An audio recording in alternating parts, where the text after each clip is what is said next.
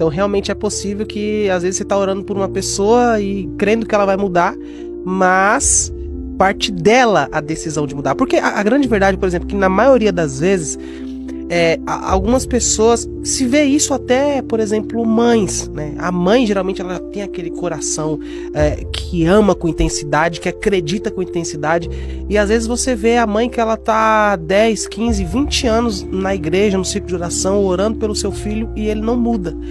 O que traz a clareza e exatidão pro que você falou. Às vezes não é a sua oração que vai fazer o fulano mudar. É a decisão dele em querer, primeiro, reconhecer a necessidade e querer a mudança. Porque tem gente Perfeito. que ainda até reconhece, mas não aceita. Tem gente que reconhece, mas não aceita. Porque ela fala assim, não, eu reconheço que eu preciso de ajuda, mas ela não aceita quando a ajuda vem.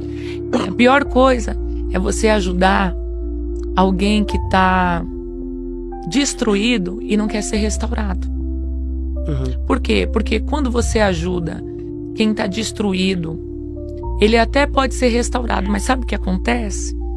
Quando ele for restaurado, ele não vai te dar um obrigado. Por quê? Porque é um ingrato. É um ingrato.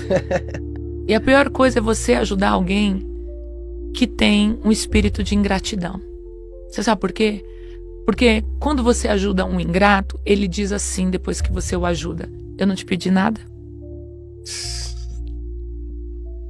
Foi você que me procurou.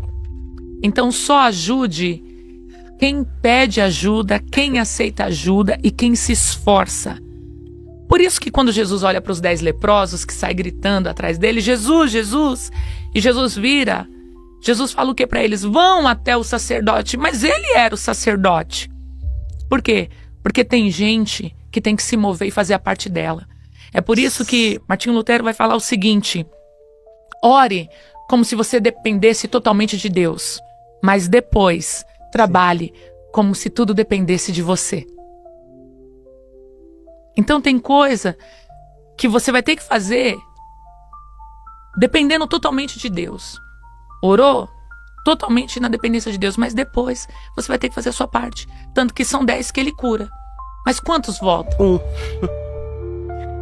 Eu acho que eu penso que se fosse mudar o título, né, dessa parte na Bíblia, o título seria ingratidão, né? Porque você ajudar a pessoa e a pessoa não fazer o mínimo que é te agradecer. Por isso que você não ajuda, você influencia.